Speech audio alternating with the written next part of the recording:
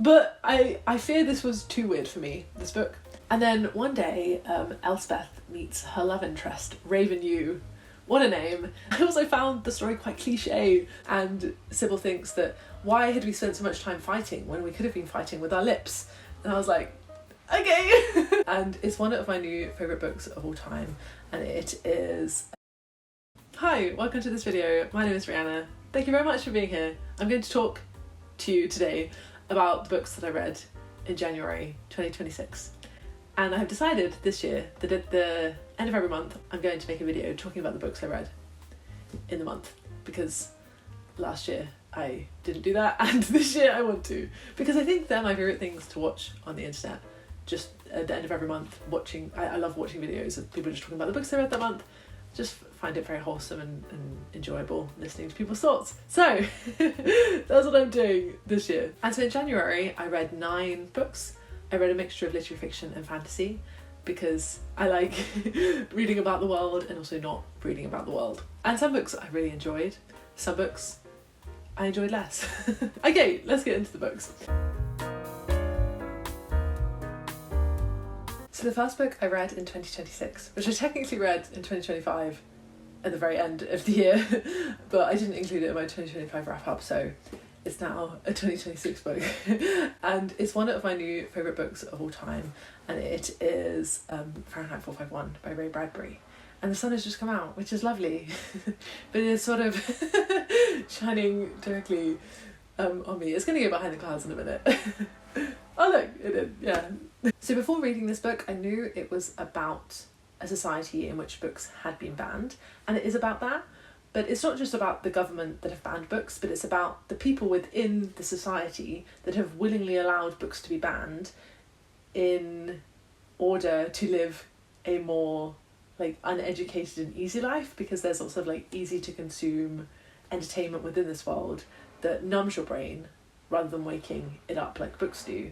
And I think even though this book was written in the 1950s, it has so much to say about the way we live in modern times. Now, I can understand why people may choose not to read or not to critically engage with things and to choose more easy to consume entertainment, like scrolling on Instagram, because it does make life easier sometimes. Sometimes it's hard to wake up your brain and be aware of all the pain and suffering in the world. And I am kind of the view that anything you do that doesn't hurt other people, that... Wait, I didn't think I am of this view. I was going to say that I'm of the view that if you find something that makes life easier to deal with, then go for it. But I do think that's actually true, because you could find like drugs or alcohol which could make life easier to deal with, but then it's not really good for you. But my point is that life can be hard. And if you find something, maybe like scrolling on Instagram, that makes life easier, maybe it's fine. I don't know. I don't think it is fine. I think it's fine to some extent, but if you do have a more uneducated society, because they are leaning more towards the easy to consume entertainment and not really critically engaging with things, I do think that society becomes more susceptible to, for example, totalitarian ideologies, because it's easier to rule over a society that is uneducated than to rule over a society that is educated. And those kind of ideas are explored in this book. So there's a fantastic quote in here that says, "Cram them full of non-combustible data, chock them so damn full of facts they feel stuffed but absolutely brilliant with information, then they'll feel their thinking, they'll get a sense of motion without moving, and they'll be happy because facts of that sort don't change. Don't give them any slippery stuff like philosophy or sociology to tie things up with, that way lies melancholy." And it's such an interesting idea that the more educated you become, the harder life becomes as well, and the easier it is for melancholy to slip in. And I do think that's true to some extent, because the more educated you become, the easier it is to find holes in religion and in society and in the design of life. Like, we live and then we die. And for example, animals, they're not thinking, oh, we live and then we die. They're not thinking about God. That they're just living their life. And is maybe that a better way to be? I don't know. I think there's just so many interesting ideas in this book, and I think it should be read by everyone in the world, and because I think it's really interesting how you react to this book and what thoughts it makes you think of. Okay, the next book I read was a bit of a change of pace. I decided to read my first romantasy book because I'm a big fan of fantasy, but I never really delved into the romantasy world, really. So I picked up The Night and the Moth by Rachel Gillig, And I really enjoyed this. So I gave Fahrenheit 451 5 out of 5 stars. I would say I'd give this 4 out of 5 stars. So what is this book about? This book has a really imaginative concept. It's set in a fantasy world, and we're introduced to this girl called Sybil, and she's referred to as Six. She is the sixth diviner of this cathedral. There are 5 other diviners, and they're all referred to numerically. And one day, Sybil's other diviners start to go missing, and they're like her sisters. So she's like, where have they gone? And eventually, it's only her left. So she decides to team up with a knight named Roderick Mundacious, and together they go about the world trying to find the diviners, and also she helps him to hunt down these gods that she initially believed in and divined for, but is starting to feel like maybe they're not as good as she originally believed. And part of this book that I found really interesting was Sybil's character arc. So at the beginning, she is a diviner, she lives in a cathedral, she really believes in the gods of this world. And as the story progresses, she starts to realise that maybe these gods aren't actually good gods, and that what she believes isn't actually what she wants to believe anymore. And I think having your belief like eroded is interesting concept to explore in a book, and I was surprised that a fun romantasy book like that actually had a lot to say about like religion and about belief. But as well as having some interesting ideas that it explored, it was also a very fun romance fantasy book. So Sybil and Roderick kind of hate each other at the beginning, and then eventually they fall in love, and it's a great romance. Some parts were a little bit cheesy, I found, but I kind of love that too in a romantasy. I feel like if you read a romantasy, that's kind of what you're signing up for as well. So there's a part where they're kissing eventually, and Sybil thinks that why had we spent so much time fighting when we could have been fighting with our lips? And I was like, okay. There's also a part where she's crying and Roderick protects her face, and Sybil thinks how he is protecting her face so her tears can go on a tender pilgrimage down her face. And I just thought the wording, I mean, it clearly stuck with me, so the imagery was clearly powerful, but I found it a little bit silly. But in general, the writing was really good. It was really imaginative, and the world was really interesting. And there's also this really cute gargoyle sidekick who doesn't really understand idioms, and so he has a lot of funny lines in here. There's one point when Sybil and Roderick are discussing something very serious, and the gargoyle says, that's all well and good, but who's going to tuck me in? Okay, the next book I read is also quite a change of pace. It's called My Dark Vanessa by Kate Elizabeth Russell, and I gave this book 4 out of 5 stars. It was a very difficult book to read, but it also read like a thriller, so I read it in a couple of days. This book is about a girl called Vanessa, and it's about her time at a boarding school in America, and about her relationship with her English teacher. And her English teacher grooms her in this story, and it follows her through her time being groomed by this English teacher, and also her time as an adult and coming to terms with what happened to her as a child. And I found those parts really interesting, because she kind of feels like he didn't do anything wrong when he really did do something wrong. And I liked how she had to come to terms with the fact that she was abused by this man, and to let go of the guilt that she felt. It kind of reminded me of how in the book I'm Glad My Mum Died by Jeanette McCurdy, at the end of the book, she finally comes to terms with the fact that her mum wasn't a good person, but she'd like been trying to protect her mother all this time, and like not believe that she had like a horrible mother. Then she finally accepts that she does. And this book has a similar character arc, I suppose. So my camera just died, and I couldn't get it to work again, and I thought that it had finally, after like 10 years of owning it, decided to no longer live. But it seems to be working now, so we're going to continue. So I was talking about My Dark Vanessa. I just wanted to add that I saw some reviews that say that they liked how the main character wasn't very likeable, because it shows that victims aren't always likeable people. But I have to say, I found her very likeable. I really related to her. I think as a teenager, I was very similar to her, and I enjoyed my time with Vanessa, because it's very much from her perspective, and so you get to know her really well. And yeah, I think the characterization was excellent. Also, one more thing, this story references Lolita a lot. Lolita is a very famous classic book from the perspective of a paedophile, and I really liked how this was from the perspective of the victim, because I'm not really a fan of Lolita, and I liked how this offered a different perspective. So the next book I read is There by Tommy Orange. And this was a really interesting book, I think very different to anything I've read before. So we follow a wide range of characters who are all Native American, and we see them at different points in their life, we get to know them, and the novel is leading up to this powwow which happens at the end, and we get a sense throughout the novel that something bad is going to happen at this powwow. So there is this tension running through in the lead up to this big moment at the end, and the ending of this book really broke my heart. It left me with a sense of anxiety and sadness that I struggled to shake for a few days. And the highlight of this book really is the characterization. If you like reading about lots of different characters and getting to know them, you will really enjoy this. I do think though that sometimes I did get a little bit lost with who the characters were and who they were related to, because there's a lot of different characters we're following. But I had to go back in the Kindle and just to remind myself and stuff.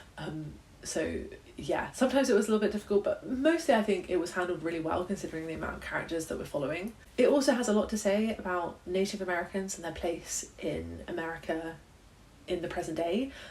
Because of reading this book, I became more interested in the subject, and I did a bit more research, and I found out that there's been 94% decrease in the amount of Native Americans that live in America since it was colonized, which is crazy. And a lot of them have died due to the war and the displacement. And Tommy Orange, I think, is really exploring how that has affected the Native Americans that are living today and the generational trauma aspect of it. And I would say that I didn't necessarily enjoy this book, because at the end I was left with quite a bit of anxiety and sadness, but I do think it's a very important story, and it's one that I think will stay with me forever, and that I have been thinking about a lot since I read it. Okay, next I read The Coin by Yasmin Zahar. So I love reading a book about an unhinged female narrator, and this definitely could fit into that category of book. It reminded me of My Year of Rest and Relaxation by Otesha Moshfegh and Boy Parts by Eliza Clark. It's that kind of thing.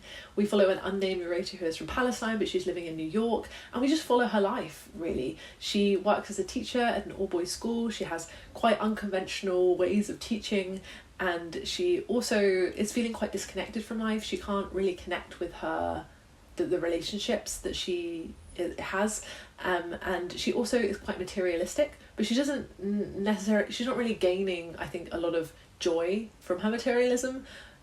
She really cares about having a Birkin bag, for example, but does she really care about that? And there's an interesting metaphor within the story. So when the narrator was a child, she ate a coin, and she believes that coin is still within her somewhere because it never appeared again.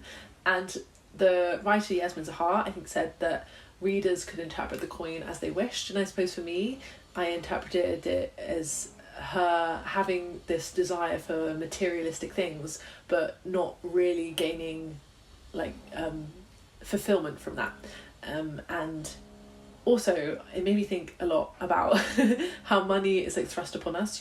She has that coin inside her and she can't get it out, and it's almost like how we have money thrust upon us, and it's so ingrained within how the world works that you can't really imagine a time before money, but really money is a man-made invention. And I quite like reading books about characters that sort of break from societal norms, because it just think gives you a sense of freedom and a chance to see the world from a different perspective. She also has an odd relationship with this man called Trenchcoat, who she meets because she threw away a trench coat and then she sees him wearing her old trench coat.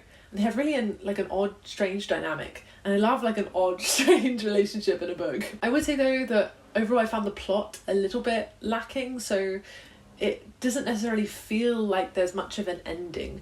It feels like we follow this character for a while and then we don't follow her anymore. It didn't necessarily feel like there was a beginning, a middle and an end to the story. But I kind of felt like maybe that was the point as well. We're just following this character for that time to see what her life was like, and it wasn't meant to be a solid plot throughout. Next book I read is another fantasy book of romantasy, and it is One Dark Window, written by Rachel Gillig. I also read Two Twisted Crowns, the second book by Rachel Gillig. So this is a duology. One Dark Window, Two Twisted Crowns. It's a complete series, and I read it because I really enjoyed The Night and the Moth, and also I found a new reading club that I was looking for in London, and they were reading One Dark Window for the reading club, so I read it for that. And it was good. I'm glad I'm part of a reading club now. That's fun. I think one of my favourite parts of these books, was the world. So there are these cards in this world, and for example, there is a nightmare card. The nightmare card allows you to go into someone else's mind, but as a consequence of using the card, you're also more susceptible to seeing ghosts. There is also a card called the Maiden card, which makes you look beautiful, but as a result of using the Maiden card, you become more heartless. So as you may be able to see from that, there are these cards which bring benefits but also bring drawbacks, and I enjoyed that because life is full of balance and contradictions, and I liked how there was a limit to the magic. You know, sometimes when I think about magic in books, I'm like, well, why don't they just use magic to solve everything? You know, they have this magic, they could just use it more. And we're following a girl called Elspeth, and she has been infected. So in this world there's also this infection, and the king wants to get rid of people with the infection, so it immediately adds a sense of danger, a sense of tension. The stakes are high because if Elspeth is found to have this infection, she gonna get killed. And then one day Elspeth meets her love interest, Raven Yu. What a name. And Raven is trying to collect the 12 cards in this world so he can get rid of the infection and save his brother, who is infected. And he learns that Elspeth is infected, and he wants her to help him find these cards. And also, when you are infected, you have like an extra skill, so Elspeth can see these cards, like the colour of the cards. So like, say someone's got a card in their pocket, she'll see the colour of that card and know that they have that card on them, whereas everyone else can't see that. So because she has this skill, it also benefits Raven to get her on his side so she can help him find the cards. I also forgot to mention that Elspeth touched the nightmare card when she was a child, and that made the like soul of the nightmare enter her and live inside of her. So there is a nightmare living within her mind, which causes quite a lot of issues. It was just a really enjoyable time. I would give it 4 out of 5 stars. I feel like it's like so many books 4 out of 5 stars, because I really had a good time and I enjoyed it. But I can't say, you know, it's one of the best things I've ever read, but I'm glad I read it. Next I read Uprooted, and I'm sad to say I didn't really enjoy this one that much. I gave it 2 out of 5 stars. And this is an adult fantasy book about a girl who lives in a world where there is this wizard who lives in the forest in a tower, and he's called the Dragon, and every 10 years he takes a girl from the village to come live with him for those 10 years. Now our main character, Agnieszka, she is taken by the dragon as the girl that he wants for the next 10 years, and she's not really sure what the dragon does with these girls. There is speculation, you know, that he abuses them, but also the girls, well, the women that eventually leave his captivity seem alright. You know, they're not too disturbed by what happened to them in the castle, so Agnieszka is not really sure what to expect. And before I picked this up, I wasn't aware that there was going to be a romance between Agnieszka and the dragon. Didn't really think that was going to happen. And while I was reading also, I wasn't sensing that, because even though he's described as looking younger, because he's like over 100 years old, he's an old guy, I imagined him as like looking like a Dumbledore type character. So, and she's like 20. So I didn't see the romance coming, and then near the beginning of the book, it's a bit of a spoiler, but they kiss at some point. And I was like, wait, what? What do you mean you're kissing? Like I didn't see the romance coming, and I was not on board for it, and that's my main reason that I didn't enjoy this book, because the dragon is not really a nice guy. I don't really see what Agnieszka sees in him, to be honest. There's a part near the beginning of the book which made him kind of unredeemable for me. So a prince comes to visit the tower, and he tries to sexually assault Agnieszka, and Agnieszka whacks him over the head and knocks him out, and the dragon comes and he's annoyed with her for, you know, knocking out the prince, which, you know, is already annoying. And then he's also annoyed with her for wearing a pretty dress, because, you know, that's then her fault for seducing the prince. when the dragon was the one who made her wear the pretty dresses. The dragon wants her to wear these pretty dresses. It's him who put her in the pretty dress. Agnieszka wanted to wear her like home sewn garments, and so I immediately didn't like him after that moment, and I didn't find him interesting. Agnieszka as well, she was alright, like but there wasn't necessarily anything about her that made her that unique or different, like other than the fact that it has these magic powers which other people don't have, but like personality wise there wasn't a lot there. I also found the story quite cliche. Like I have to say, nothing happened that surprised me. Everything was just very familiar, and I guess that's because it's based on fairy tales, and fairy tales, because they have been reimagined so many times, naturally are a little bit cliche. But I have given it 2 stars out of 5 instead of 1, because there were some lines that I really liked. I did really enjoy the atmosphere that was curated. That was probably my favourite part. It did feel very like fairy tale and storybook like. It felt quite nostalgic to the stories that I read as a child. But yeah, just not for me, this one. And the next book I read, the final book I read in this month, is a book called The Pisces by Melissa Broder. And wow, wow, this book. Now I picked this book up because it was free on my audiobook app that I use, which is called BorrowBox. And Melissa Broder has written quite a few books now, which are all quite weird. They very much fit into the weird fiction genre. Now, I love a weird book. So I was like, The Pisces, interesting. About a woman who falls in love with a merman. A weird book. Let's do it. Let's see what this is about. But I fear this was too weird for me, this book. So there were parts of this book that I really enjoyed. For example, there are many weird things that the protagonist, I believe her name is Lucy, there are many weird things that she does. But like when she's doing a weird thing, she might then think about, oh, like, what is the meaning of life? You know? Now, I could tell you some of the weird things she does, but I don't really want to because I'd feel embarrassed talking about them. So I enjoyed the juxtaposition between doing this really like odd off the wall thing and then also having these like quite introspective thoughts on life. The absurdism of that was quite fun, and I enjoyed the main theme it explored, which was how you can get quite obsessed with the want to be loved. So our main character just really wants to be loved, but she can't really connect with people very well. I think that is quite a relatable thing. But there were parts when I was reading when I just had to like put the book down a minute and be like, oh my god. Oh my god, what am I reading right now? This is just a bit too much. And so I would give this a 3 out of 5 stars. I'm definitely glad that I've read it because it certainly kept me engaged. I was never bored when reading this book. And if you're into weird fiction, I'd definitely give it a go. If you like something like Earthlings by Sayaka Murata, or you do like those unhinged female narrator books that I mentioned earlier, give it a go, see what you think. Yeah, bit of an odd one. Okay, so those are all the books that I read in January 2026. Thank you very much for listening to my ramblings. I really enjoyed chatting about these books, and I'll see you in another video soon. Bye bye.